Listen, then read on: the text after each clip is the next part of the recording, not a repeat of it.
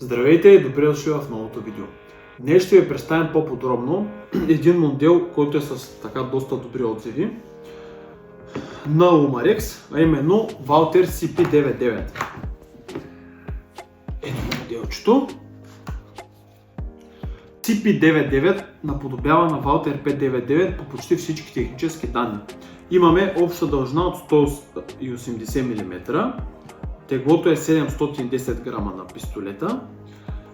Бутонът за освобождаване на напълнителя е двустранен. Имаме сменяеми вложки за длънта, както виждаме имаме още една в комплекта, като спусъка е както с единично, така и двойно действие. За разлика от бойния вариант, тази въздушна реплика стреля с чашки, които се поставят в ето тези барабани. Захранва се с капсула CO2, която се поставя ето тук в пълнителчето, като то служи в случая само като гнездо на капсулата.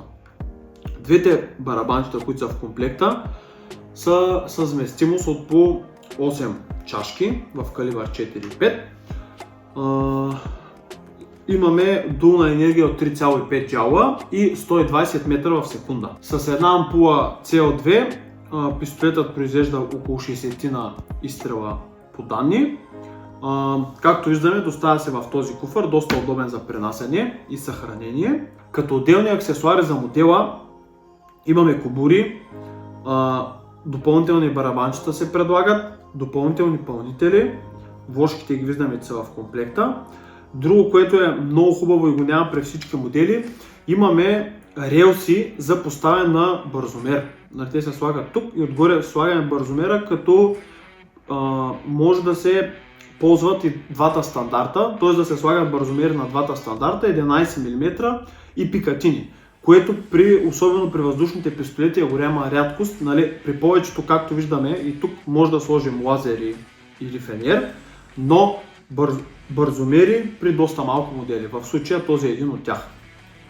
И сега предлагам направо да преминаваме към полевите тестове. И нека сега да преминем към полевите тестове на модела. Първо ще тестваме дали данните за джаули, а именно 3,5 и скорост от 120 метра в секунда отговарят, както е написано от производителя. Пише, че с една ампула се произвеждат около 60 изстрела, това също ще го проверим. След което ще пробваме пистолета как групира чашките, като имаме два различни боеприпаса на две различни марки. И двете плоски, както споменахме по-рано, чашките трябва да са плоски, за да не стърчат. И след това на тези малките мишенки, които добре знаете, ще тестваме отново прецизността. Така че нека да започваме, като покажем как се зарежда и самия пистолет. Както добре знаете, малко силиконова смазка не е излишна за оплътненията. Ставаме на полата, направено много прецизно. Избираме това разстояние тук.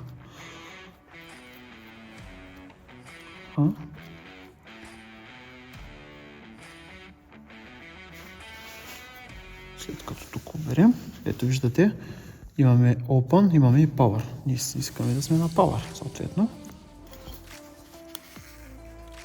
Хоп! И сега сме готови за стрелба. Така. Нареждаме чашките. Първо, не знам, хайде с тези. Ще пробваме първо на спотон. В принцип и от двете така имам, и върху двете имам добри наблюдения. Поставяме ги в посоката. Така.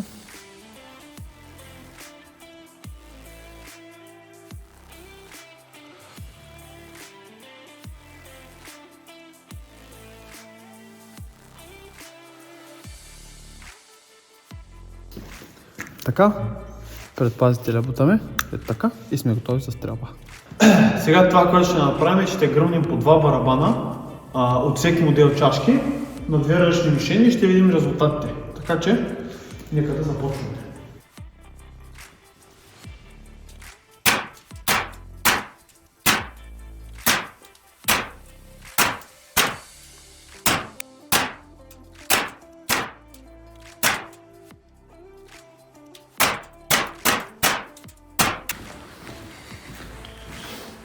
Да, че има група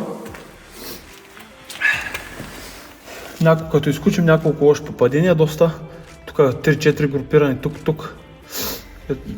Нали, не се вижда един от центъра на мишената, но мисля, че този за момента показва доста по-добра стрелба от Смит & Уесън от миналото ревю. Ще го пробваме после на унес, да видим сега и с гамото какво ще направи. Сменихме боеприпаса, сменихме мишенката. Да видим.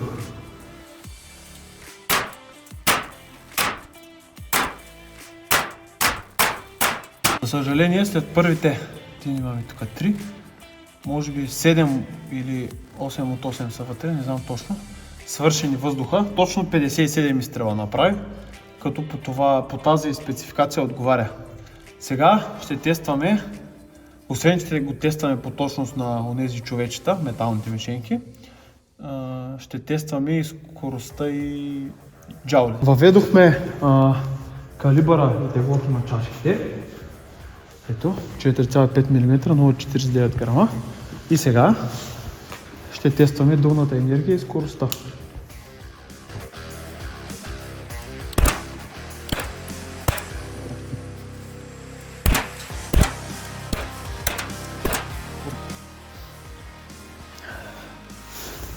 Така, дадем една идея по-ниски стойности, което е характеристика.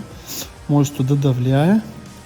Значи, 121 метра в секунда всъщност. Просто не знам защо джаулите ги изчисли малко по 2 джаула. Явно, не знам, 0,49 са тия чашки, да. Това е вярно. Скоростта с тях си е напълно реалната. Ама не, всъщност чакай, лъжим хората, защото тук имаше едно измерване 681 метра в секунда, което е някаква грешка. Реално, може би метрите в секунди са около между 70 и 80 метра в секунда средно. Заради студа може да се получи такова разминаване в стойностите. Време е да стреляме по нашите любими човечета.